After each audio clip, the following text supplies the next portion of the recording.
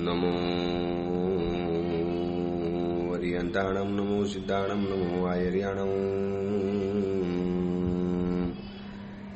નમો વજ્રાયાણમ નમો લોહે સૌવસાઉણમ એશો પંચ નમોકારો સૌવ પાવપણાસણો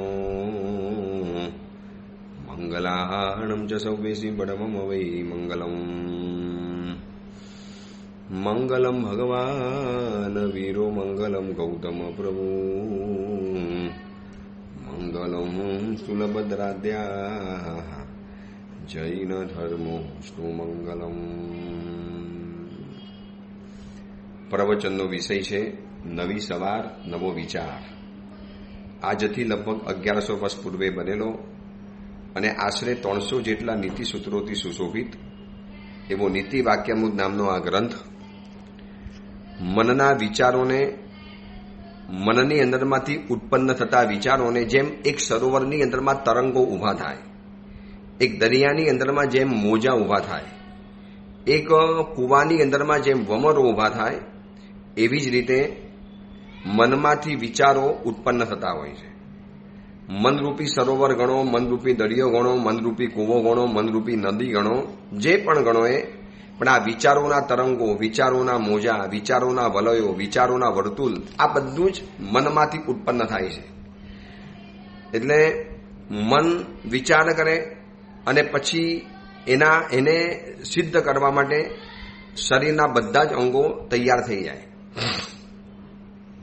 પરંતુ આ મનની અંદરમાં જો સારો જ વિચાર નાખી દેવાની અંદરમાં આવે, બહુ સરસ મજાના વિચારો ભરી દેવામાં આવે, તો પછી મન એ જ વિચાર કરવાનું અને એ જ વિચારોના કારણે શરીર પણ એ પ્રમાણે આગળ વધવાનું.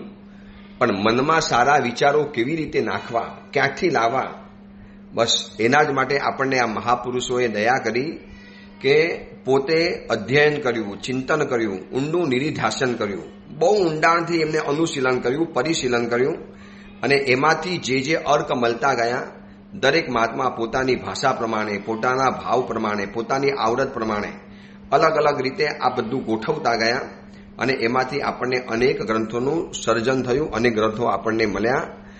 એમાંના એક ગ્રંથ ઉપર આપણે સ્વાધ્યાય કરી રહેલા છીએ. આજે 61મા નંબરના સૂત્ર ઉપર વિવેચન કરવું છે. ગઈકાલ સુધી 60મા સૂત્ર ઉપર વિવેચન કર્યું. 60 અને 61, 60 અને 61 આ બંને સૂત્રો લગભગ જોડિયા જેવા છે. જેમ ગઈકાલના 60મા નંબરના સૂત્રોમાં મહાત્માએ એ વાત બતાવી કે દુર્જન વ્યક્તિનો સંસર્ગ શું અનિષ્ટ નથી કરતો.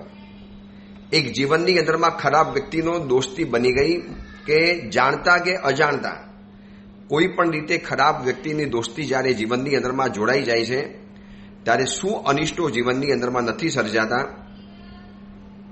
હવે 61મા નંબરની અંદરમાં પણ આ જ વાત બતાવે છે. એ જ દુર્જનની વાતને મહાત્મા આગળ વધારે છે, પણ નવા એંગલથી, નવી રીતે. ગઈકાલે ખાલી એટલું કહી દીધું, એટલે એની આગળના સૂત્રની અંદરમાં મહાત્માએ એ વાત બતાવી કે દુર્જન વ્યક્તિનો સંસર્ગ કયા પ્રકારના અનિષ્ટોને આમંત્રણ નથી આપતો એ સવાલ છે. તમે જેટલા પણ અનિષ્ટો ગણાવી નાખો, 1000, 2000, 5000, 10,000, 15,000, અલગ અલગ બાબતના, અલગ અલગ સ્વરૂપના દરેક પ્રકારનો અનિષ્ટ જે આપણને ઈષ્ટ નથી, જે આપણને ગમતું નથી, જે આપણને પસંદ નથી, અને એ બધા જ અનિષ્ટો આ દુર્જન વ્યક્તિના સંસર્ગના કારણે જીવનની અંદરમાં આવતા હોય છે. આજે 61મા નંબરના સૂત્ર ઉપર બસ એ જ મહાત્માએ અલગ એંગલથી કહેલી દુર્જનની વાતને આપણે આગળ જાણવી છે. મહાત્માના મનમાં પણ દુર્જનતાનો કેટલો બધો ખ્યાલ હશે, દુર્જન વ્યક્તિની તાકાત, એનો પ્રભાવ, એનો કુપ્રભાવ કેટલો બધો હશે. એટલા માટે 2 સૂત્રો સરંગ બેક ટુ બેક મૂકી દીધા. 61મા નંબરના સૂત્રમાં એ વાત બતાવે છે, અગ્નિ રીવ સ્વાશ્રયમ મેવ દહંતી દુર્જના. અગ્નિ ઇવ સ્વાશ્રયમ મેવ દહંતી દુર્જના, મતલબ દુર્જન વ્યક્તિ અગ્નિ જેવા છે અને અગ્નિની એક ખાસિયત છે કે એ જ્યાંથી ઉત્પન્ન થાય તો પહેલા એને જ ખતમ કરશે. સ્વાશ્રય એટલે પોતાનું આશ્રય સ્થાન, પોતાનો આધાર સ્થાન. હવે મારે જેના આધારે રહેવાનું છે, હું એને ક્યારે ખતમ કરું? મને ખબર છે કે જે ઉપાસ એની અંદરમાં મારે રહેવાનું છે, ઉપાસેની જે જગ્યા ઉપર મારે બેસવાનું છે, જે દિવાલને ટેકો આપીને મારે રહેવાનું છે, જે બારીના અજવાળાથી મારે કામ કરવાનું છે, શું એને હું ખતમ કરીશ? એ મારો આશ્રય છે, એ મારું રહેઠાણ છે, એ મારું ઘર છે, એ મારું પોતાનું મકાન છે, તો એને કેવી રીતે ખતમ કરું? પરંતુ આ મહાત્મા કહે છે કે દુર્જનો એવા છે કે આ દુર્જનો અગ્નિની જેમ પોતાના જ આશ્રય સ્થાનને, પોતાના રહેઠાણને બારી નાખે છે, ખતમ કરે છે. અને તમને ખબર છે, તોડવું એ વાત અલગ છે અને બારવું એ વાત અલગ છે. તોડીને માણસ કેટલું તોડી શકવાનો? આ મોગલો આ દેશની અંદરમાં આવ્યા, આતતાઈઓ આ દેશની અંદરમાં આવ્યા, એમને મંદિરો તોડ્યા, મૂર્તિઓ તોડ્યા, પણ તોડીને કેટલા તોડ્યા? મંદિર પણ પૂરું તોડી નથી શક્યા, મૂર્તિઓ પણ પૂરી તોડી નથી શક્યા. હા, જલાવવાની જ્યારે વાત આવે છે, તમે ખાલી આગ લગાવી દો અને આગ આપોઆપ બધું સ્વાહા કરી નાખે. આ રાજકોટની અંદરમાં ટીઆરપી ગેમ ઝોનની અંદરમાં જે આગ લાગી, હવે માનો આ ગેમ ઝોનને કોઈ તોડવા માટે ગયા હોત તો તોડતા કેટલી વાર લાગે, તોડવામાં સમય કેટલો બધો જાય. પણ જ્યારે આ આગ લાગી છે, વિધિન થોડીક મિનિટોનીમાં તો આખો ટીઆરપી ગેમ ઝોન બળીને ભસ્મ બની ગયો. એના લોખંડના મોટા મોટા પિલ્લર અને ગડ્ડરો પણ પીગળી ગયા છે. 4000 ફેરનહીટ ઉપરથી તો એની ગરમી હતી. એ ટીઆરપી ગેમ ઝોનની અંદરમાં જે આગ લાગી, એ આગે શું કર્યું ખબર છે? પોતાના આશ્રય સ્થાનને જલાવીને સાફ કરી નાખ્યું. આ દુર્જનની પ્રકૃતિ આ મહાત્મા ઉપમા આપીને સમજાવે છે. આ મહાત્મા એક્ઝામ્પલ આપીને સમજાવે છે કે આપણને ખબર નહીં પડે એવી રીતે એ દુર્જન આપણને સ્વાહા ખતમ કરીને ચાલ્યો જશે. દુર્જનને તો ઘણા રહેઠાણ મળી જવાના, ઘણી એને યોગ્ય જગ્યાઓ મળી જવાની, અને જ્યાં જ્યાં જશે ત્યાં દુર્જન બધાને ખતમ કરતો જવાનો છે. એટલે જેવી રીતે દિવાશ્રી હોય ને, દિવાશ્રી जिसको माचिस की તીલી કહેते हैं, તીલી, એ તીલી શું કરે છે? કોક જગ્યાએ આગ લગાડવા માટે પહેલા એને પોતાને જલવું પડે છે. એવી રીતે દુર્જન વ્યક્તિ પોતાના આશ્રય સ્થાનને જ ખતમ કરી નાખશે. તમે એને પ્રેમથી, વિશ્વાસથી રાખ્યો હોય કે આ વ્યક્તિ તો મારું કશું નહીં બગાડે, આ કે બીજા જેવો નથી, આ આના જેવો નથી. ઘણી દીકરીઓના પિતાજી દીકરીને ચેતવે છે કે બેટા, તું આ અન્ય ધર્મી, વિધર્મી, અયોગ્ય વ્યક્તિ સાથે તું આ સંબંધ બાંધે છે ને બેટા, બહુ લોકોને આના દુષ્પરિણામ જોવા માટે મળ્યા છે. બેટા, તારા જીવનમાં પણ નુકસાન કરશે. એટલે એ દીકરીનો એક જ જવાબ હોય, પિતાજી મેરે વાલા એસા નહીં હૈ. અને એ વખતે પિતાજી કે બેટા, દરેક છોકરીઓ આ જ માનતી હતી, દરેક વિશ્વાસુ વ્યક્તિઓ આ જ માને છે કે મારી વ્યક્તિ તો આવું નહીં કરી શકે. મારો વેપારી, મારો ગ્રાહક, મારી વ્યક્તિ, મારા ગુરુ, મારો ચેલો, મારો પરિવાર આવું નહીં કરી શકે. અને એ જ વ્યક્તિઓએ એ વ્યક્તિને દગો આપ્યો છે. કારણ કે દુર્જન વ્યક્તિની આ એક કુટેવ છે કે પોતાના આશ્રય સ્થાનને જલાવી નાખશે, ખતમ કરી નાખશે. તોડવું એ વાત અલગ છે ને જલાવી નાખવું એક વાત અલગ છે. જંગલને કાપીને માણસ કેટલું કાપવાનો? પણ એ જંગલની અંદરમાં જ્યારે આગ લાગી અને એ આગ જ્યારે ફેલાઈ, ચારે કોર ફેલાઈ ગઈ, અને જંગલ ઘડી બે ઘડીમાં તો એવી આગ ફેલાય અને એકરોનું જંગલ બળીને સાફ થઈ જાય. વર્ષો પહેલા ઓસ્ટ્રેલિયાની અંદરમાં આગ લાગેલી. એમ કહેવાય છે કે કરોડોની સંખ્યામાં, લાખો અને કરોડોની સંખ્યાની અંદરમાં પશુઓ જલીને સાફ થઈ ગયેલા. સૌથી મોટી ભયંકર આગ લાગેલી. હવે એ આગનું આશ્રય સ્થાન તો કોઈક હશે ને, કોઈક તો એનું ઉત્પત્તિ સ્થાન હશે કે જ્યાં આગને કોઈએ સંઘરી, આગને કોઈએ પકડી, આગને કોઈએ રાખી. જે લાકડું આગને પોતાની અંદરમાં આમંત્રણ આપે છે, તો આગને ખબર, એ લાકડાને ખબર નથી કે આ આગ તમે જેને બોલાવી છે, આમંત્રણ આપ્યું છે, એ જ આગ તમને બારીને રાખ કરી નાખશે, જલાવીને ખતમ કરી નાખશે. તો આવી દુર્જન વ્યક્તિ જ્યારે આવી દુર્જન વ્યક્તિનો આ નેચર છે, આ સ્વભાવ છે, છતાં પણ આપણે જો દુર્જન વ્યક્તિને ઓળખી ન શકીએ, દુર્જન વ્યક્તિને જાણી ન શકીએ અને દુર્જન વ્યક્તિ ઉપર જો આટલો બધો ભરોસો અને વિશ્વાસ બેસીને આપણે આગળ વધતા હોઈએ કે એમાં આપણે ઉત્તમ વ્યક્તિઓને સલાહને પણ નિગ્લેક્ટ કરીએ, એની વાતોને પણ આપણે ઇગ્નોર કરીએ, એની વાતને જો માનવા તૈયાર ન થાય, માતા પિતાની સલાહ, ગુરુની સલાહ, વડીલોની સલાહ, અનુભવીઓની સલાહ. ઘણા અનુભવી કે છે સાહેબ અમે દાજ્યા છીએ આ બાબતની અંદરમાં, હમ ખુદ જલે હે, इसलिए आपको सलाह दे रहे हैं कि ऐसा मत करिए, दूर रहो इस व्यक्ति से, ऐसी चीजों से, ऐसे स्थान से, ऐसी जगह से. कोई भरोसा करने जैसा नहीं है. પરંતુ કોણ જાણે દુર્જન વ્યક્તિનું નસીબ જ એવું છે કે દુર્જન વ્યક્તિ બહારથી દુર્જન દેખાતો નથી. અને એક વાત સમજી રાખજો, દુર્જન વ્યક્તિની દુર્જનતા પણ સજ્જનતાના પડદા પાછળ જ શોભતી હોય છે. સજ્જનતાનો પડદો જો આગળ સજ્જનતાનું મોહરું ન પહેર્યું હોય ને તો દુર્જનને કોઈ આશ્રય આપવાનો હતો. અને એટલા માટે તમે જોજો, ખરાબમાં ખરાબ કરનારી વ્યક્તિ આપણી આગળ તો સારામાં સારો બનીને જ આવશે. કેટલો બધો આમ સારો ચહેરો, કેટલો બધો આમ કુમાસ ભર્યો ચહેરા ઉપર લાગે, કેટલો બધો આ માણસ ભોરો છે, કેટલો ભદ્રિક છે, અંદરમાં પારાવાર ભયંકર માયા કપટ દમ ષડયંત્ર સાજીશ અંદરમાં રમી રહેલી છે. પણ બહારથી તો કેટલું બધું દેખાય છે. સાપ બહારથી કેટલો બધો સુવારો હોય છે, કેટલો બધો લીસ્સો દેખાય, ચામડી એની કેવી ચમકતી દેખાય, પરંતુ એ સાપ જ્યારે કરડે ત્યારે ખબર પડે કે સાપની ખતરનાકતા કેટલી હોય છે. એવી રીતે દુર્જન વ્યક્તિ જો દુર્જન જ બનીને આપણી પાસે આવે ને તો પહેલા જ માણસ દૂર થઈ જાય એનાથી, એ બિલકુલ દૂર થઈ જાય. પણ દુર્જન વ્યક્તિ પણ સજ્જનતાના વેશભૂષાની અંદરમાં જ આવે છે. દુર્જન વ્યક્તિઓ સજ્જન વ્યક્તિનો વેશ કાઢીને જ આવે છે. દુર્જન વ્યક્તિઓ સજ્જન વ્યક્તિનું મોહરું પહેરીને આવે છે. દુર્જન વ્યક્તિઓ સજ્જનતાનો આખું મેકઅપ કરીને આપણી સામે આવે, આપણે ઓળખી નથી શકતા. અને હકીકતમાં કોઈક ઓળખી જાય છે ને તો આપણે એની વાતને માનવા તૈયાર નથી. અરે હોતો હશે, મારો મિત્ર આવો હોય, મારી દોસ્ત આવી હોય, મારો બોયફ્રેન્ડ આવો હોય, મારી ગર્લફ્રેન્ડ આવી હોય, નો, હું ક્યારે પણ ન માની શકું. આવો ક્યારે હોય જ નહીં. મમ્મી તમને ભૂલ થાય છે, તમને કાયમ માટે ખરાબ જ દેખાય છે. બેટા કહે છે, મમ્મી કે બેટા અમે તારા સુખમાં સુખી છીએ, તું સુખી બને, પ્રસન્ન રહે, હેપી રહે બેટા, અમે એવું ઈચ્છીએ છીએ. અને તને સારો છોકરો મળે તો અમને કોઈ વાંધો પડે, અમને કોઈ વિરોધ હોય, અમારે તને કોઈ ઘરમાં તો વરાવવાની છે, તો બેટા અમે તારું સુખ વિચારીએ છીએ. પણ એ દુર્જન વ્યક્તિ સજ્જનતાનો મેકઅપ કરીને એવો આવેલો હોય છે કે માણસ ઓળખી નથી શકતો કે આ હેડંબા છે કે હકીકતની અંદરમાં આ વ્યક્તિ અપ્સરા રહેલી છે. આ વ્યક્તિ હકીકતની અંદરમાં કંસ છે કે કૃષ્ણ છે ખબર જ નથી પડતી. આ વ્યક્તિ હકીકતમાં રાવણ છે કે રામ છે ખબર નથી પડતી. શરૂઆતમાં એટલી બધી મીઠી વાત, એટલી બધી સારી વાત, એટલી બધી સજ્જનતાની વાત, એટલી બધી ઉચ્ચતા અને ઉદારતા ભરી વાત, એટલી બધી સ્થિત દાક્ષિણ્યની વાતો કરે, એના વિચારોથી કોઈ છોકરી કે કોઈ છોકરો અંજાઈ જાય.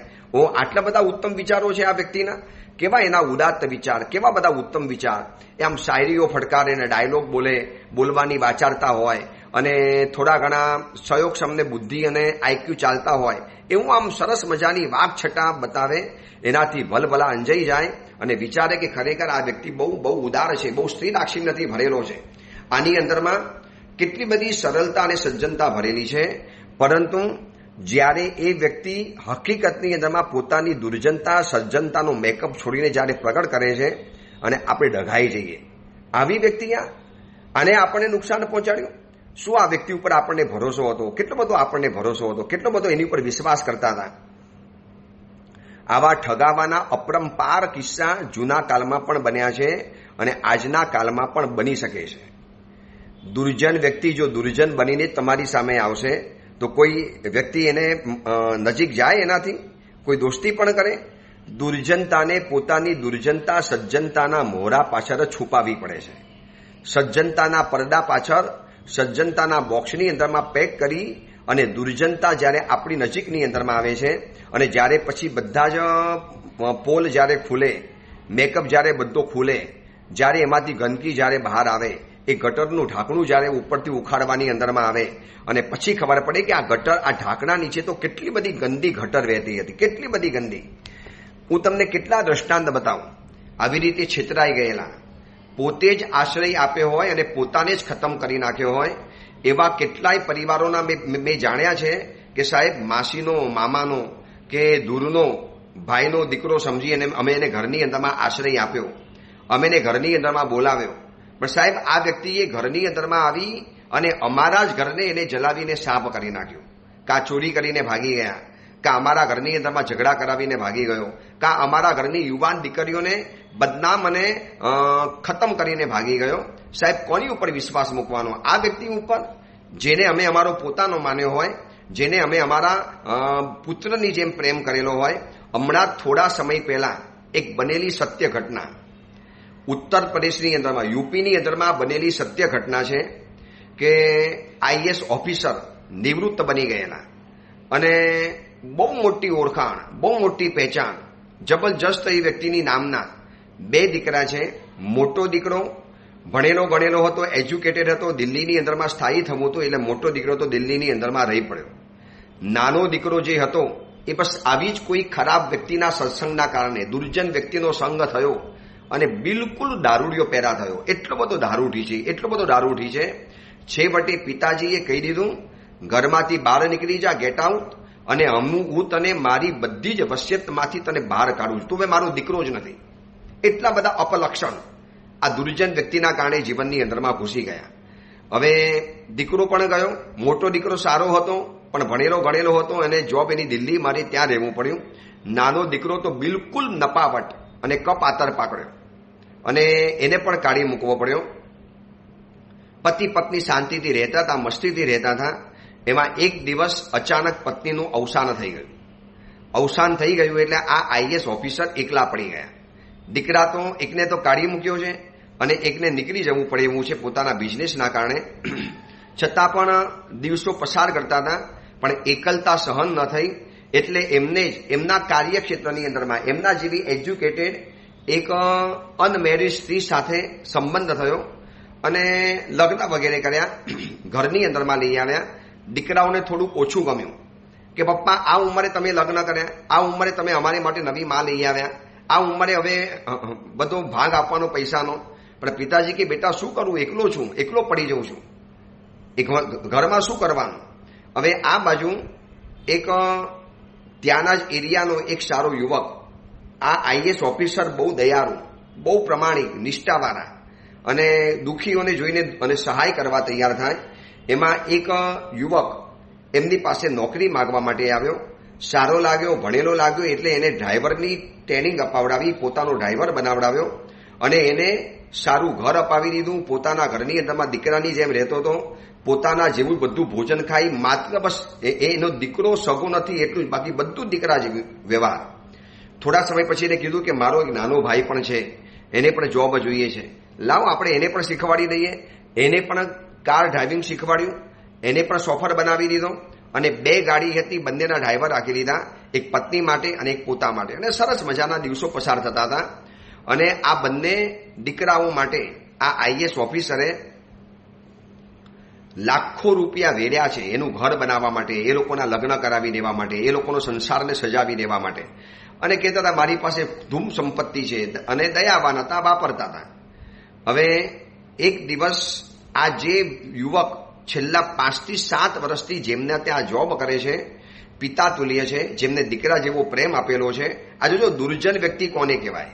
દુર્જન વ્યક્તિ જ્યારે પોત પ્રકાશે છે ત્યારે સ્વાશ્રયમ દહંતી. આ મહાત્મા કહે છે અગ્નિની જેમ દુર્જન પોતાના જ આશ્રય સ્થાનને જલાવીને સાફ કરી નાખે છે.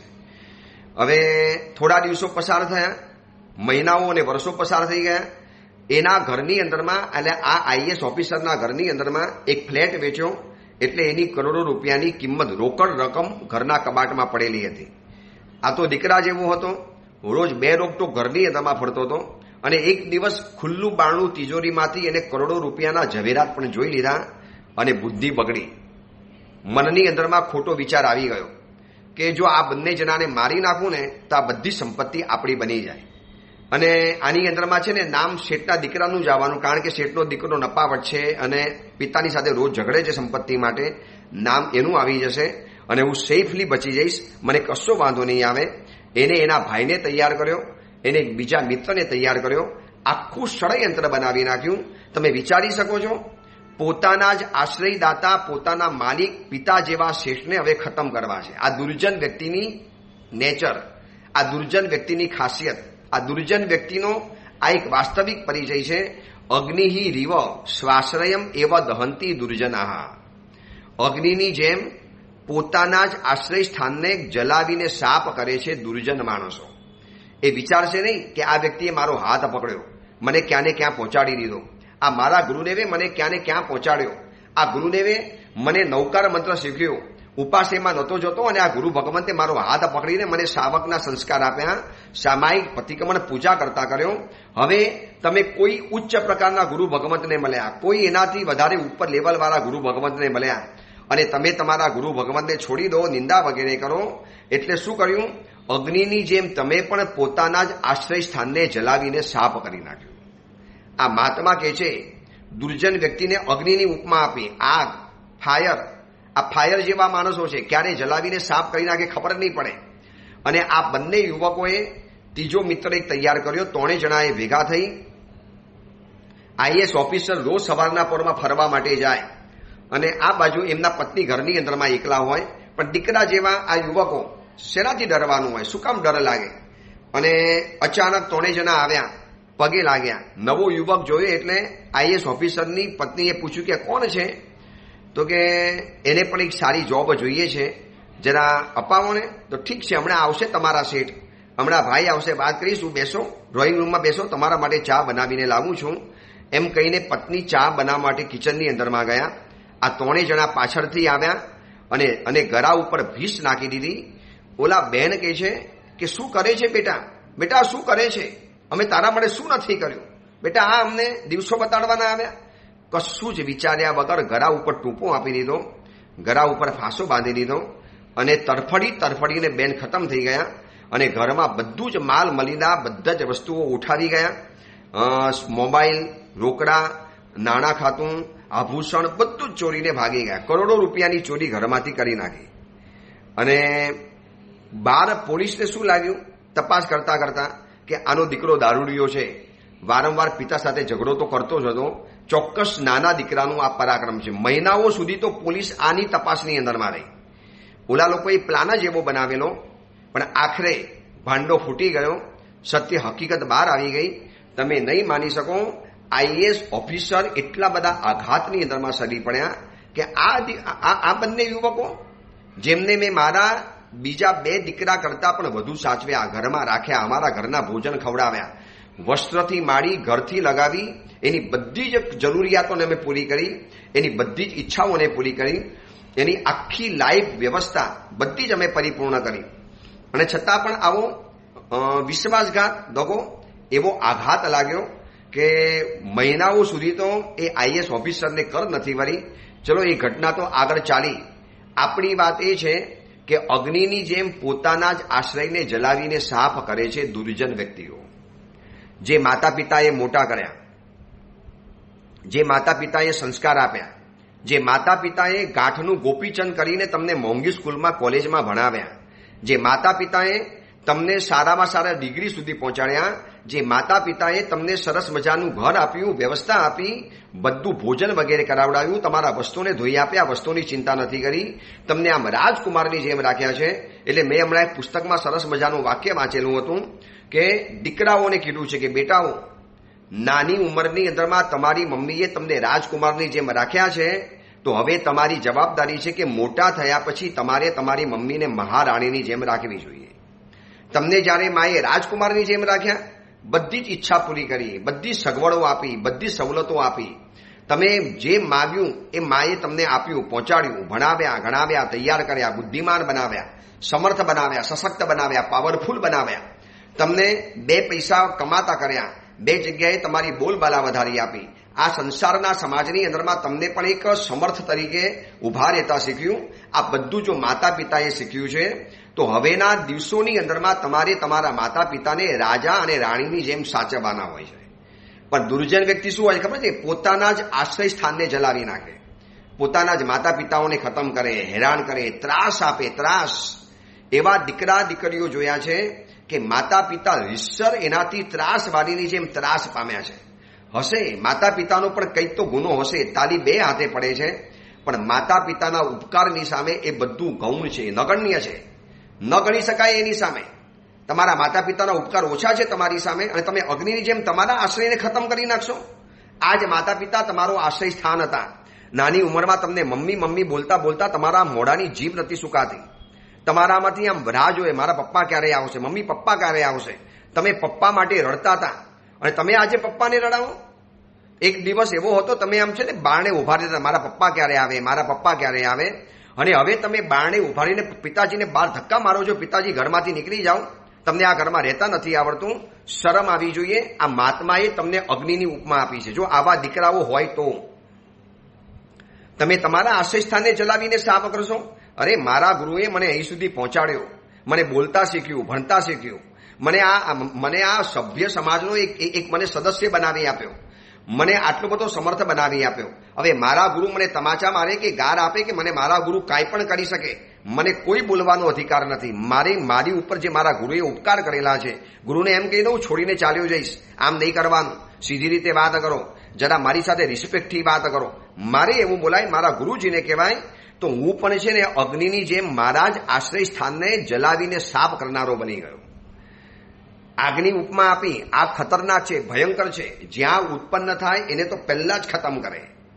જ્યાંથી આગનું ઉદ્ભવ સ્થાન છે અને પછી ધીરે ધીરે જંગલોના જંગલ, હેક્ટોમીટરના હેક્ટોમીટર, આખા જંગલોને અત્યારે ઉત્તરાખંડની અંદરમાં જે આગ લાગેલી છે, આગ ઓલવાતી નથી.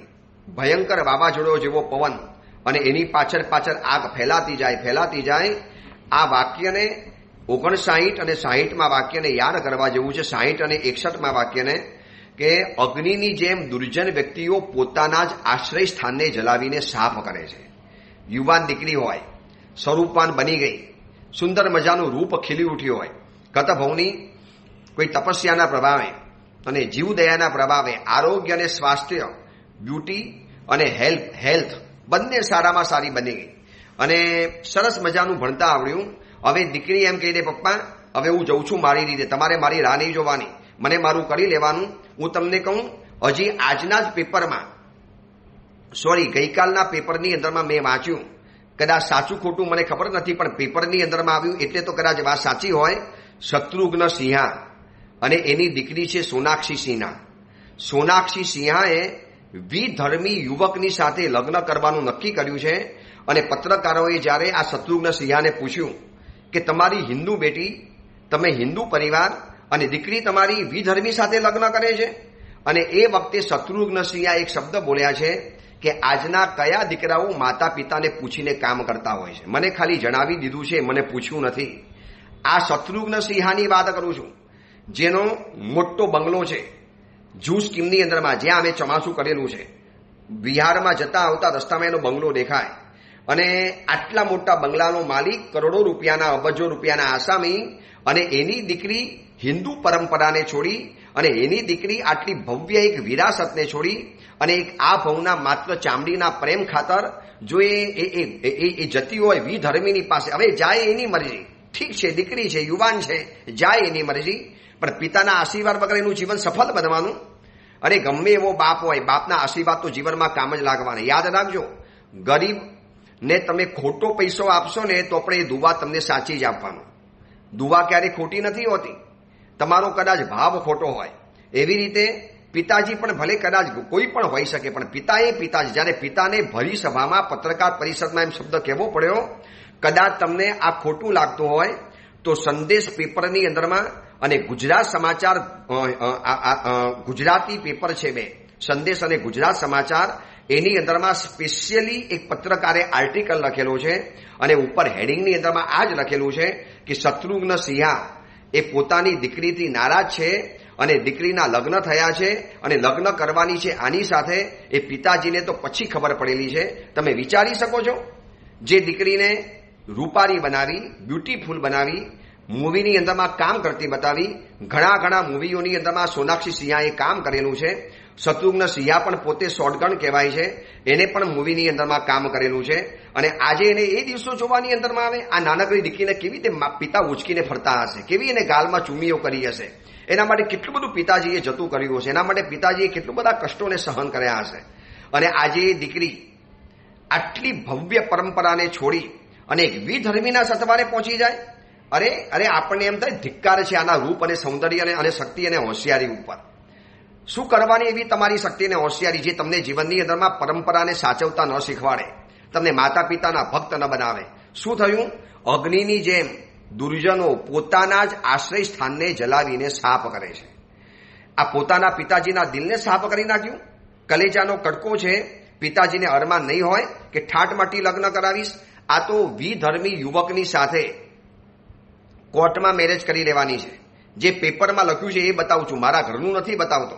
સંદેશ અને ગુજરાત સમાચાર પેપરમાં મેં પણ જ્યારે આ વાંચ્યું ને ત્યારે કલાક સુધી તો મારા મનની અંદરમાં આમ છે ને આમ વિચલિત બની ગયું. હવે હવે આ સોનાક્ષી સિંહાનું આ એક કારસ્થાન જોઈ કેટલી યુવતીઓ પોતાની માતા પિતાની સાથે ઝઘડવાની. જો મમ્મી આટલી મોટી હિરોઈન પણ જો કરતી હોય તો અમને શું વાંધો આવે છે, અમને કેમ અડકાવે છે? જો આ સોનાક્ષી સિન્હાએ કર્યું, જો એના પિતાજીને પણ પૂછવા ન થઈ ગઈ, અમે તો સારા છીએ તમને પૂછવા માટે આવ્યા છીએ. આવા મૂવીની અંદરમાં રહેનારી આવી દીકરીઓ વટલાય છે અને કેટલાય દીકરા દીકરીઓને આવા ખોટા સંદેશા અને ખોટા આવા બધા વાતો પહોંચાડી અને પોતાની જિંદગીને બરબાદ કરે, પોતાની પણ બરબાદ કરે છે.